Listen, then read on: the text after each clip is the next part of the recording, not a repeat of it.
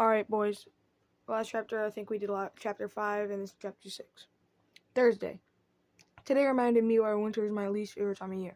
It was another snowy day, but this morning I decided to do some extra preparation to stay warm on the way to school. Dad lit a fire before he left for work, and I figured I could use it to warm up my coat and boots before I put them on.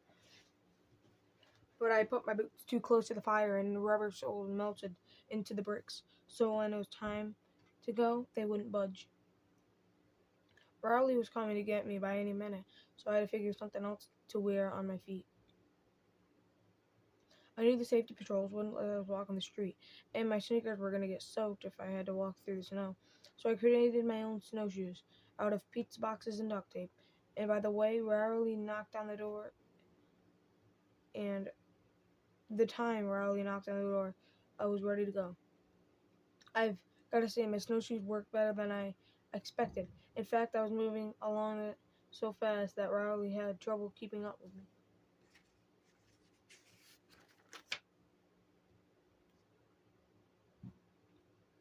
But once we got to the bottom of Surrey Street, things fell apart.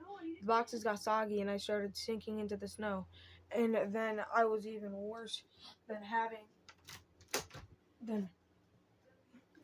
sneakers on, because now I was dragging these wet boxes along with me. I knew this wasn't working, so I had Riley try to help me pull the boxes off my sneakers, but it was practically impossible because they were double wrapped in duct tape. Unfortunately, we were right at the edge of Guzman's yard, and they've got about 11 dogs. The dogs were curious about what we were doing, and that wasn't helping things. Then the dogs got aggressive and started fighting over the pizza boxes. Then that's when I remembered there were still a few fights. There's pizza still in there.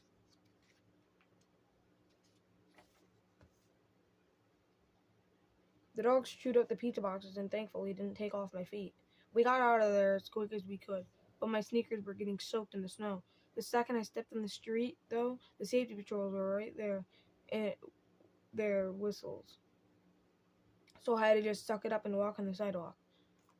It didn't take long for the cold to set in, and I was worried I was going to lose my toes if I didn't find a way to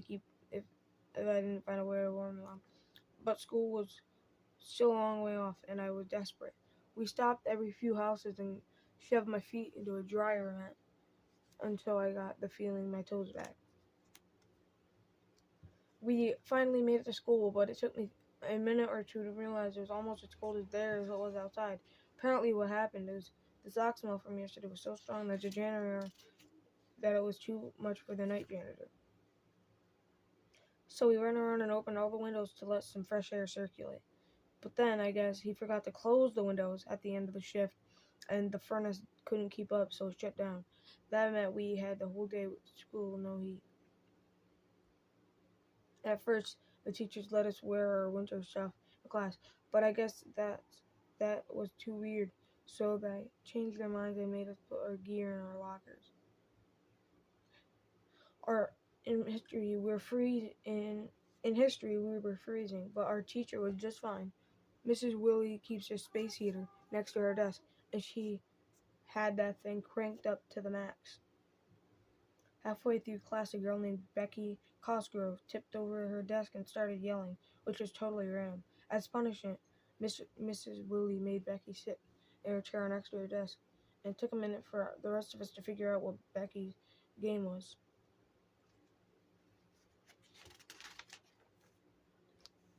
But kids in middle school are idiots, and within 30 seconds, everyone was trying to get a seat next to Mrs. Willie.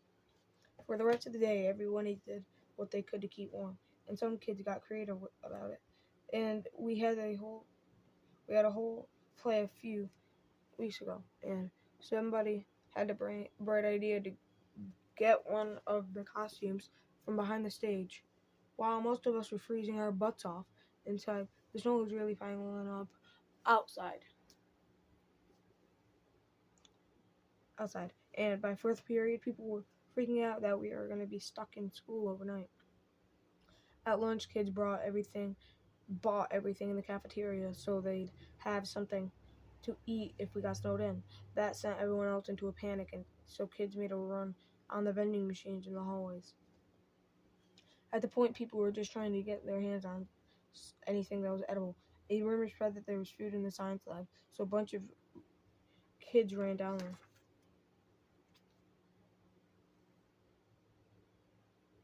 And from what I heard, they picked the place clean. I think the principal could see that she was about to have a riot on her hands, so she announced an early dismissal. Well, that was great news for everyone who rode the bus home, but us kids who had to walk didn't have it so easy. I really wasn't looking forward to walking home in the snowstorm, so I came up with an idea. Worley Street Kids isn't too far away from our neighborhood, so I figured and me and Riley could just ride their bus and walk the rest of the way. So after we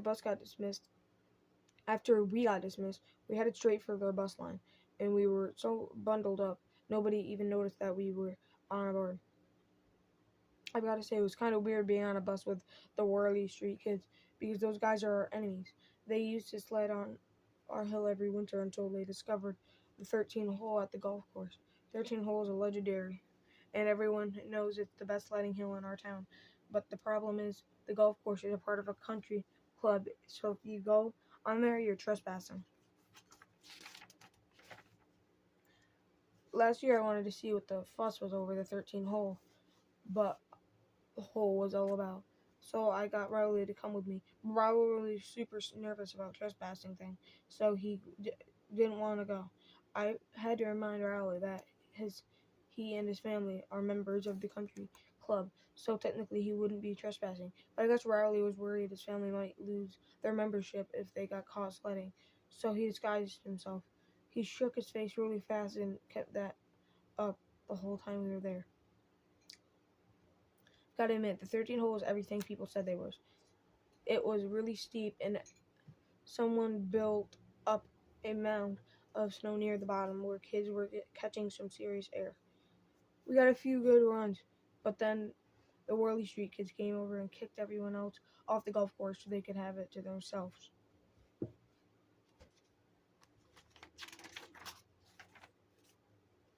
But I was okay with it. As long as those guys aren't causing trouble in our street, they can have the whole golf course for all I care. The bus run with the Whirly Kids wasn't a lot of fun, but me and Riley just keep a low profile so no one would notice us. We were almost at Whirly Street when one of the kids in the back of the bus who did something really dumb. Some fool actually threw a snowball on the bus. The second it happened, the driver pulled over. She said she wasn't moving until the person who threw the snowball turned himself in. Like I said before, there was no snitching rule in middle school, so no one was in the back of the bus made a peep. I wish I knew who did it because I would have given them up in a heartbeat. I was pretty sure the bus driver was just bluffing about not moving, and that we'd be on our way within a few minutes. But then she broke out. Then she broke out a book and started on page 1. So we sat there and waited for an hour while she read.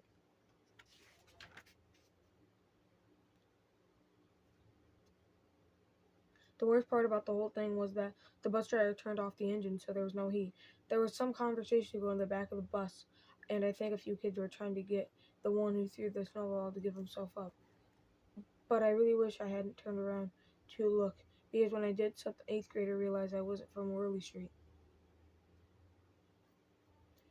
That was all it took. Those guys needed someone to take the blame for the snowball, and since I was an outsider, it was a no-brainer for them. The bus driver said I needed to get off the bus immediately. That was fine with me because now that my cover was blown, I didn't want to stick around for any longer than I had to. So I got off the bus and me and Riley had 2 steps behind me.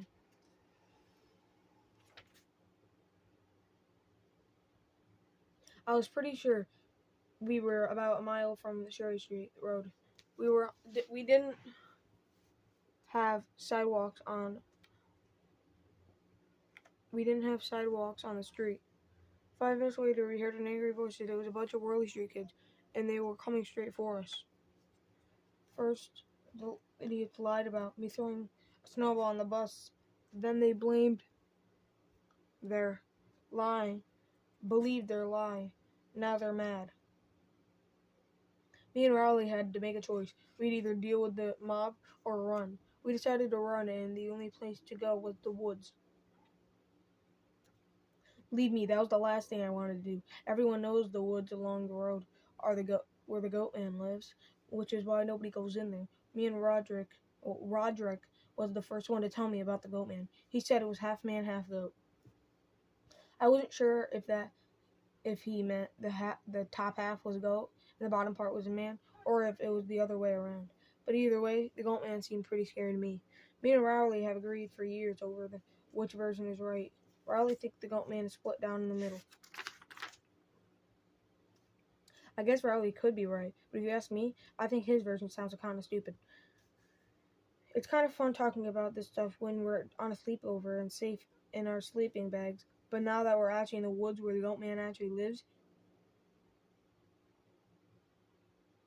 it was no laughing matter. The Whirly Street kids must have known about the goat man too, because when we went into the woods, they didn't follow us in. I figured we'd stay in there long enough for the Whirly Street kids to leave, because we didn't want to be in there any longer than we had to. But those guys must have known we were too chicken to stay in there for long, and we could see them waiting for us on the road at the edge of the woods.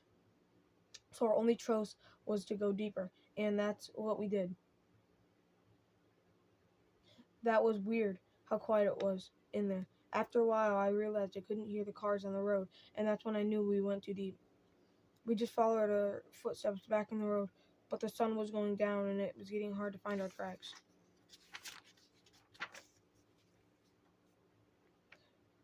We picked up the pace because we didn't want to get stuck in the woods in the dark. But when we came across another spot, we froze. At first we thought it was the goat man, but then we realized there were two sets of footprints, and they were ours. That meant we'd spent the last 10 minutes walking in a giant circle. So we turned around and headed in the other direction. But then we ran into a creek, and we knew we were lost. Raleigh was panicked, but I wasn't. I knew that if you get lost in the wilderness, at least you have water, you're fine. I saw a movie where these guys explored a trap and got trapped in the mountains. But they found a spring, and it kept them alive. But then I remembered that when they got desperate, they had to eat their pack animals. I just hope things didn't reach that point for us. I figured if we followed the creek, it might lead us somewhere, and at least we wouldn't get lost again. But when we came across the beaver dam, Riley started freaking out. Riley said beavers are dangerous, and that he saw a show on TV where beavers attacked a person. But Riley's an idiot. The show was talking about a cartoon, and I was actually with him when I watched it. Whippity wappity whap. Still, I couldn't convince Riley to stay near the creek, so I had to turn around again, and by now it was really dark. After walking a few more minutes, something bright caught my eye. I thought it was a headlight from a car, and we ran towards it. It turned out it was coming from a car, but it just a rust out piece of junk in the middle of the woods, and what caught my eye was the reflection of the moon on the bumper. Then, when my eyes adjusted on the light, I realized there was a lot of abandoned cars and trucks around us. I saw something shiny sitting on the stump, and I picked it up. The thing was cold and metal, and when I held it up to my face to take a closer look, I knew exactly what it was. It was a belt buckle, and it belonged to the Mekali Mingo. That meant me and Riley were smack in the middle of the Mingo's camp. People in my town were always wondering where the Mingo lived, and how me and Riley have stumbled into their headquarters.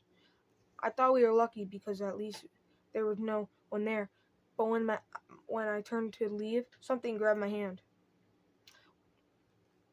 Well, technically, something grabbed Mr. Morsels, and I thought for sure it was Mekali Mingo, and he was gonna kill me for touching his belt buckle.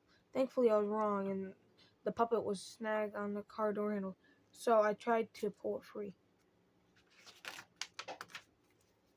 That's when I heard car noise. When I heard noises coming from the inside of the truck, I realized I I had choose between saving myself and saving Puppet, and it was no close contest. And me and Riley were tore out of there. But when we were a good distance away from the Mingles camp, we heard a sound that made my blood run. I didn't know if it was the Goatman or Mingle kids. All I know for sure is that if we stopped running, we'd be dead. I could hear shouting behind us, and it was getting closer.